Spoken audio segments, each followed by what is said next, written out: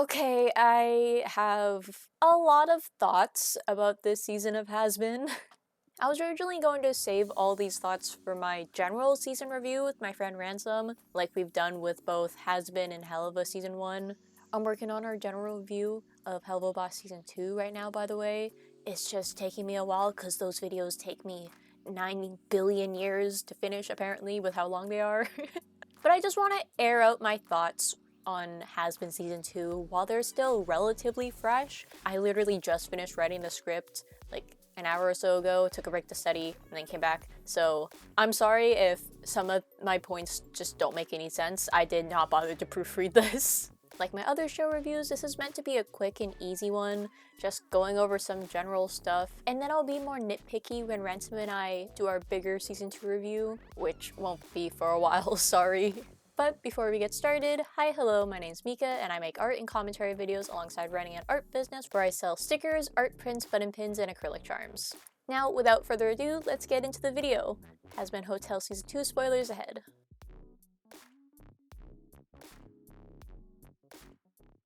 I don't want to jump straight in with negativity, so let's go over what I really like about the season.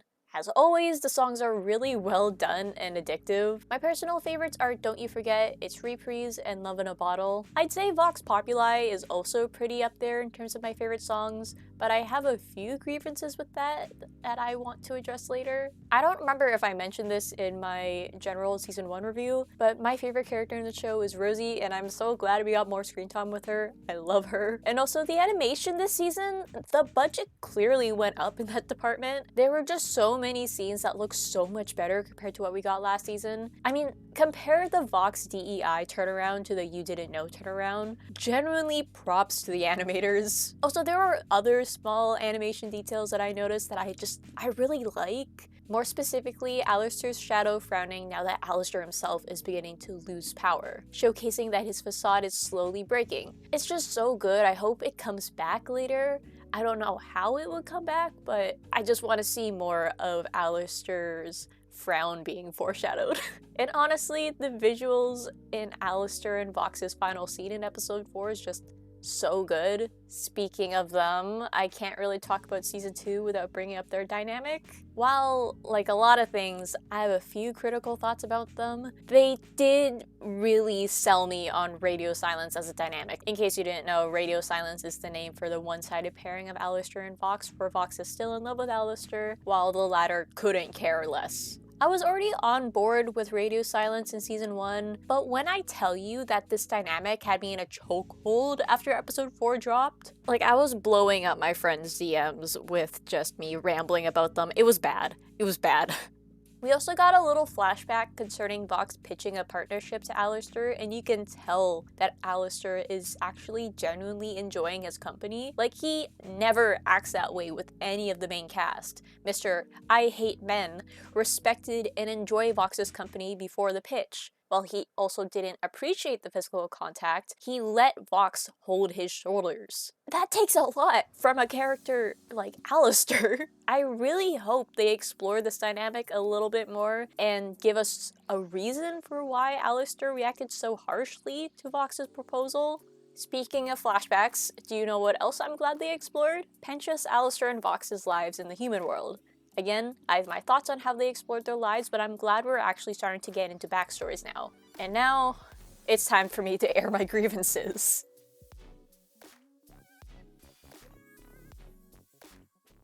Let's just get this out of the way. There were major pacing issues this season. While there were too many things happening in Season 1, not enough happened in Season 2. And things just feel like they're happening for the sake of plot. Like there isn't proper lead up to some decisions, they just happen.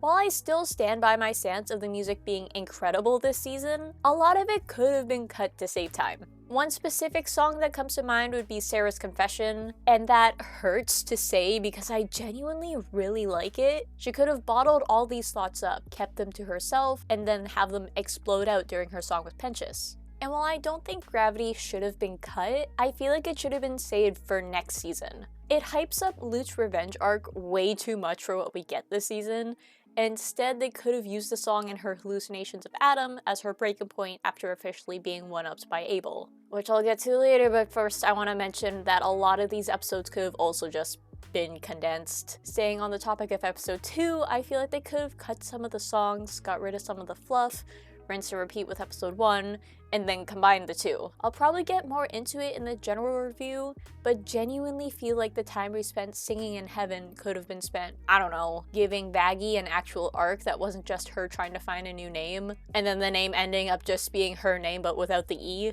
I like the concept. I like that now that Adam, this ever-looming force constantly at the back of her mind, is finally gone, and she's using this as an opportunity to try and find herself, to try and find a place now that she also doesn't need to hide being an angel from her friends. But they just don't do anything big with it. She still feels like she's just Charlie's girlfriend, and I really hope that changes in the future. I really wish flashbacks to Penchus and Alistair's lives on Earth were a little more seamless and less spoon-feedy. I kinda hated that there would be narration throughout the majority of the flashback. I'm sure they could have found a way to portray Alistair and Penchus' sin without having Penchus and Rosie explain it to us at the same time. Like, Alistair and Vox's little flashback wasn't spoon-fed, and it's my second favorite one. The first being Vox's. We actually get to see what sent him to hell, and while, yes, he's singing throughout the entire thing, he's not narrating everything directly. We're being shown just how far he's always been willing to go to make himself known, and how influential he is. How easy it can be for him to mimic others and influence an audience. If you can't tell, this season really made me like Vox. I'm so sorry I keep glazing him. But do you want to know what I didn't like that relates back to Vox? Why was there no lead up to the reveal that Vox has been mind controlling Angel? Sure, Vox was there at the end of Poison, Angel had a headache after a shift, and he asks Baggy for quote-unquote the tea on her convo with Lucifer, but we couldn't have gotten a little more? Of course it makes sense that they use Angel after Penchus failed to infiltrate the hotel. I think Ransom and I even mentioned that they could have used Angel instead during our review, but there was just no lead up. You could have had him stare blankly at his phone for a little bit while the others are having a conversation and only snap back when somebody else calls to him. Give us something to make us wonder if something's up with him. While I can excuse Charlie not trying to go straight to save Alistair, since Husk and Nifty were literally right there when Alistair made his deal with Fox, I'm just so confused about why she didn't try to head over and attempt to break the deal, or break Husk, Nifty, and Angel's deals, if I'm being honest. Can she not do that on her own? Is the Princess of Hell not strong enough to destroy pre-existing contracts between sinners? If that's true, I guess that explains why Alistair didn't go straight to Charlie to break his deal with Rosie, but can we at least get an explanation as to why she's not able to do it?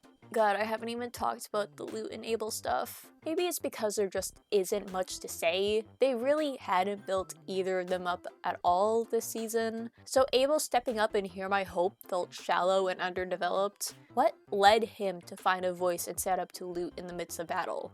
A high-tension situation. It's shallow. And Loot, I'm sure they're going to give her more of a spotlight next season since she obviously went back and contacted Lilith again, but if they had just saved Gravity for next season, I wouldn't be so upset at how underutilized she was. Also, I feel like Vox Populi should have been split into 2 songs on streaming services like Spotify and Apple Music. Like, they're just so different. It's not really a duet, and more of just them singing 2 separate songs at each other, and sometimes I just want to listen to Lucifer's part on repeat and not Vox's, or vice versa, and the 2 songs being put together, it's good, it's a good song, I like it, I just wish it was split. Hi, this is Editing Mika. I completely forgot to talk about the ending of the season. The fandom seems a bit split on the season's ending.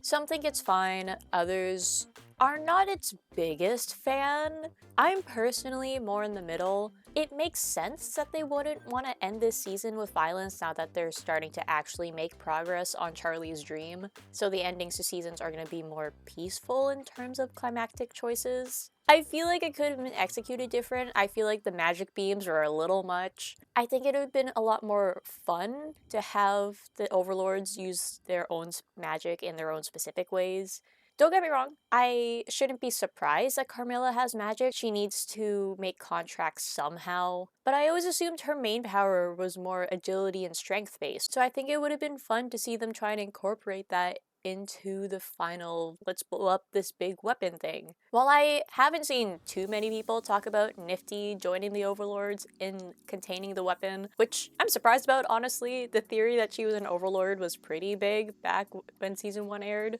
So I'm surprised nobody's talking about it now, but it did come a bit out of left field, but also it makes sense that Alistair would have more than one Overlord at his beck and call. His whole thing is that he would take down Overlords. I understand why people are confused about it though. There wasn't too much buildup. I think I personally wasn't surprised by it just because I had already heard the Nifty is an Overlord theory. So long-winded way of me saying I didn't mind the season finale, I just found it a little corny.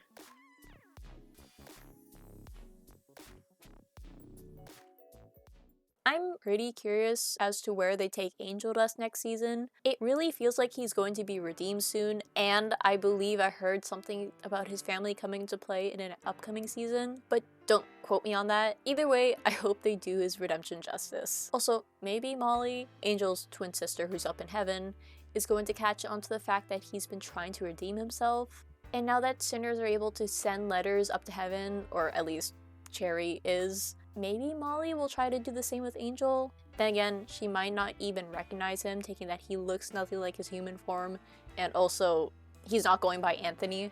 So alternatively, if we don't get that, I'm hoping Penn just gets a little scene where he mistakes Molly for Angel and gets all excited thinking Angel was redeemed before she inevitably corrects him. Maybe that's how she realizes who Angel is. Sticking to the theme of heaven, I really hope we get more of Vaggy's time as an exterminator next season. We got her fall in season 1 and brief glimpses in season 2 of her time as an exterminator, but I want to know what her history is with Lute and Adam and that other angel she was trying to protect. I just want more info on Vaggy.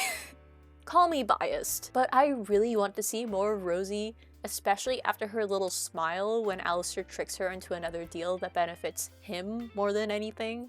They're so going to stay friends after this, and I can't wait to see more of her and learn about what exactly their initial deal was about.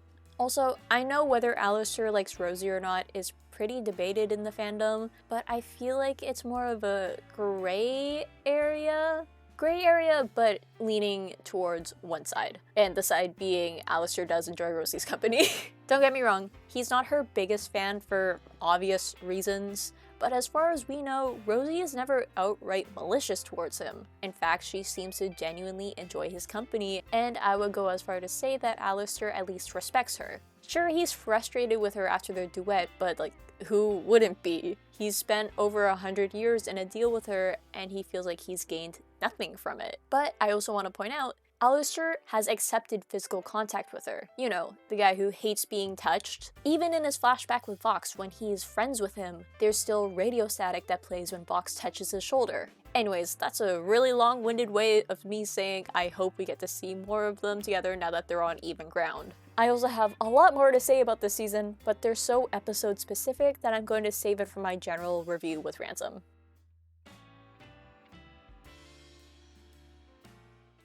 All in all, did I enjoy season 2? Well, I had to an extent in order to get through it all. While the season could be rough, I was still able to find something to appreciate throughout its run. But how do you feel about season 2? Did it make you want to rip your hair out? Did you genuinely enjoy it? Please let me know in the comments. Please make sure to like and subscribe if you enjoyed the video. I make art and commentary videos and your support would mean the world to me. My Etsy, where I sell stickers, art prints, button pins, and acrylic charms can be found in the description below alongside all my other socials. I believe that's all I have to say, so see you guys later. Bye!